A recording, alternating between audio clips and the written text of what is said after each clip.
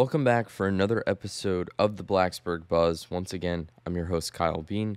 Today, we're going to be talking about some news surrounding the College Football Hall of Fame ballot for 2025. It's a big deal for Virginia Tech. They've got two former Hokies on the ballot. Michael Vick is on his second ballot, and Jim Pyne is on his first. So I wanted to talk about their careers at Virginia Tech and how I see them fitting into this ballot and what their case is for getting into the College Football Hall of Fame. So to lead things off, let's start with Michael Vick, and once again, his second straight season on the ballot. And Vick, he's widely known as one of the greatest and most well-known Virginia Tech athletes ever. He really got Virginia Tech football to a level that it hadn't been at before with his just elite play at the quarterback position. Number 7 was incredible. So quick, so fast, so shifty. He is one of those guys who, when the ball was in his hands and he was running, he was just a problem for anyone on defense. He put up some unreal numbers and had a ton of success in college, just 2 seasons. As a redshirt freshman, Vick in the 1999 season just went absolutely crazy. He won an ESPY award, the Archie Griffin Award. He was the Big East Offensive Player of the Year and was third place in Heisman voting, tied for the youngest at that time ever with Herschel Walker. Now, Herschel Walker obviously had one of some of the best college seasons we've ever seen, but if you're a little younger like I am, you might have first heard about him from some commercials on TV. I remember he was running for some sort of office, and I kept seeing Herschel Walker commercials every single commercial break. So that was how I was first familiarized with Herschel Walker. But Michael Vick, just a crazy awards season. He had 3 rushing touchdowns in his first collegiate game. That helped Virginia Tech get to an 11-0 record that season, and they faced off with Florida State in the Sugar Bowl for the national title. That was a game that my dad was able to go to, and he was telling me that he needed money during that game. He needed money to get tickets. He needed money for a place to stay, so he was acting as like a cab for a couple of days down there, and he was just driving people around all over the city. So he was able to go to that game down in Louisiana, in New Orleans, and he had such a fun time. Obviously, Virginia Tech kind of struggled during that one.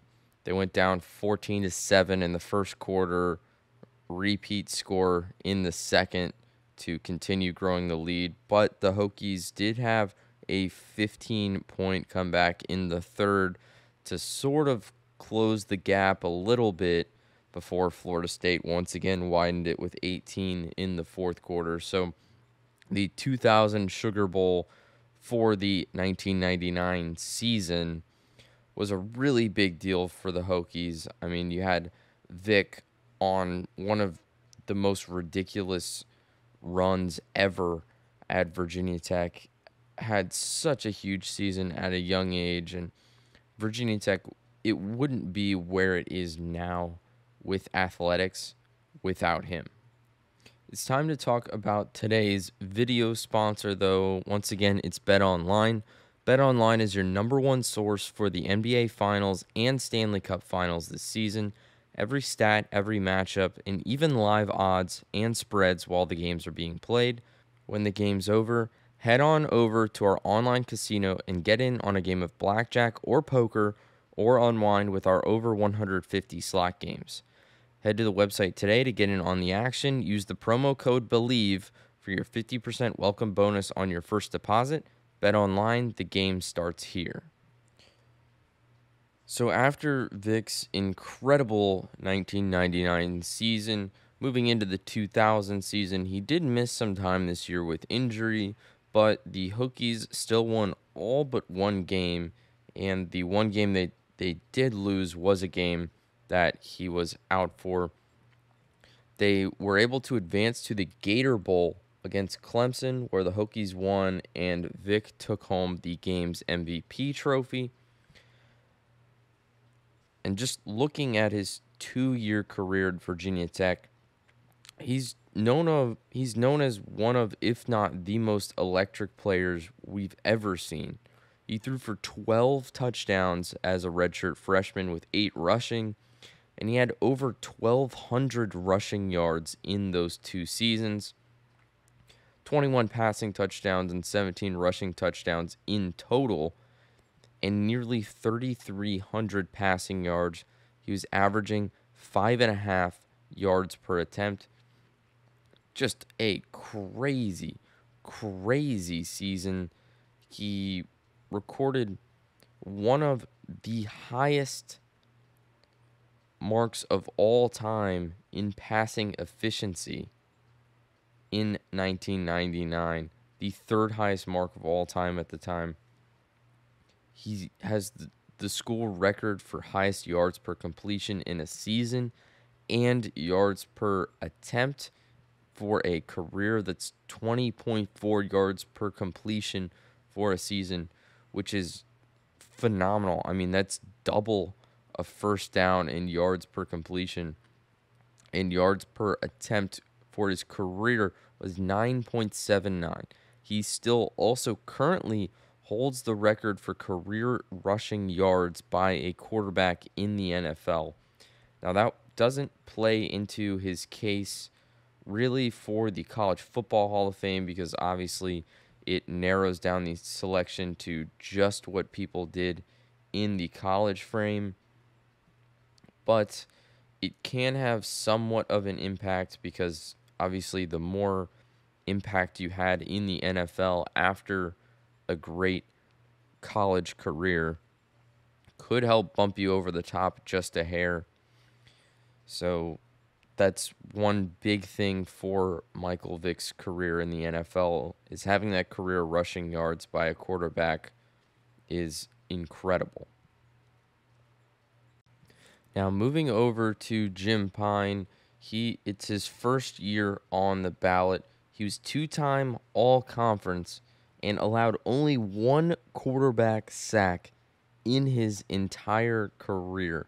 Pyne was an elite blocker on the offensive line and was regarded as one of, if not the best in his specialty for the entire NCAA.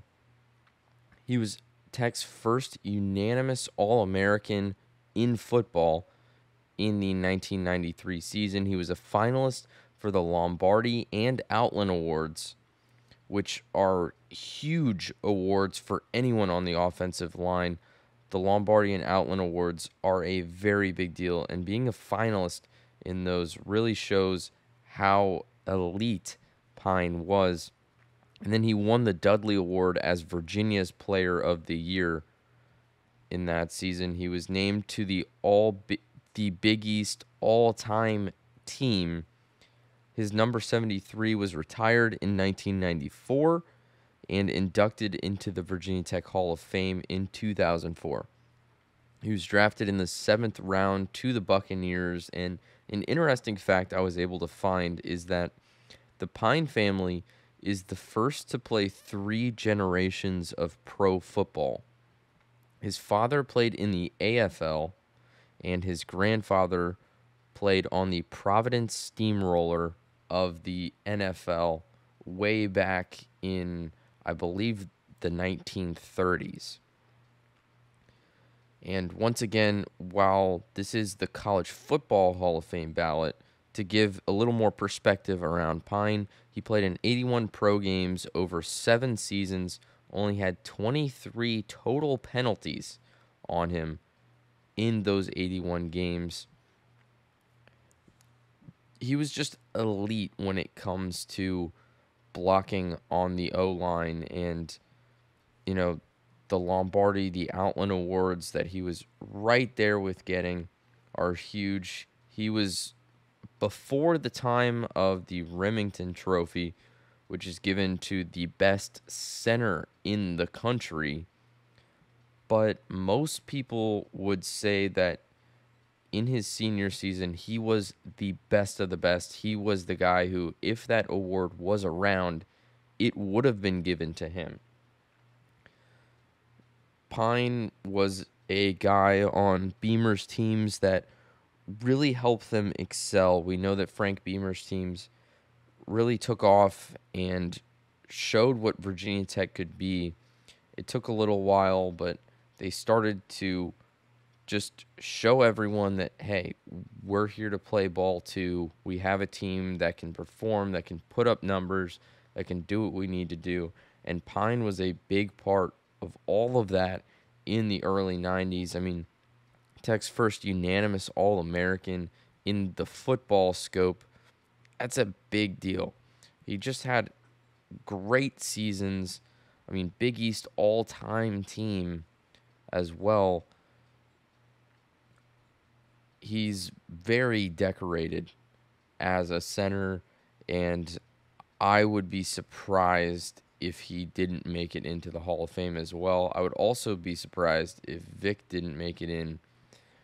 I mean, Vick is one of those guys who people know him by name. Everyone knows who Michael Vick is because that's how good he was at being quarterback. He's one of those guys that really changed the game. He was just so quick, so shifty, and he took the QB runs to a whole nother level. I mean, when you think about guys who have games sort of like Vick, I mean, the first guy that comes to mind is Lamar Jackson. I don't know if you have Lamar Jackson if you never had Michael Vick. They're both just elite when it comes to running the football as quarterbacks, and that's what makes them such a problem for defenses because they're not just guys who are a threat to throw. They're guys who are a threat to do it themselves. When they don't have open receivers, when the tight end isn't open, they can just hold on to it and run, and you're looking at an easy 5 yards, maybe 10. Maybe they break away and get 30, 40, 50 because that's things they do pretty frequently.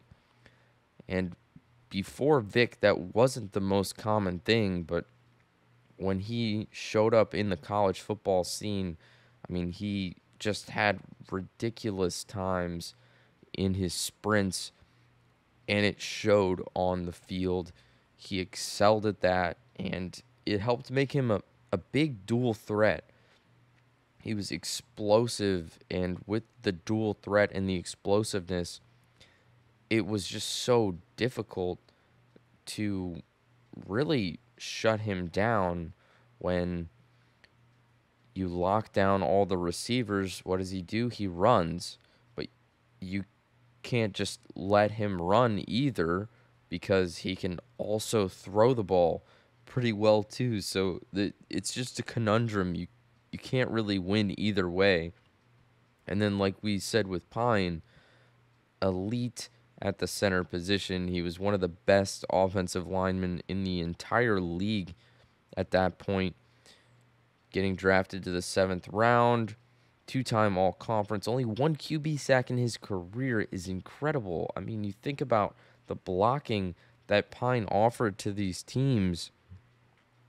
1 QB sack in multiple seasons. Just one. That's an insane stat, an insane number, and Pyne was just a big part of a lot of those teams in the early 90s, and both of these guys really showed what Virginia Tech could do, and they were just elite ball players.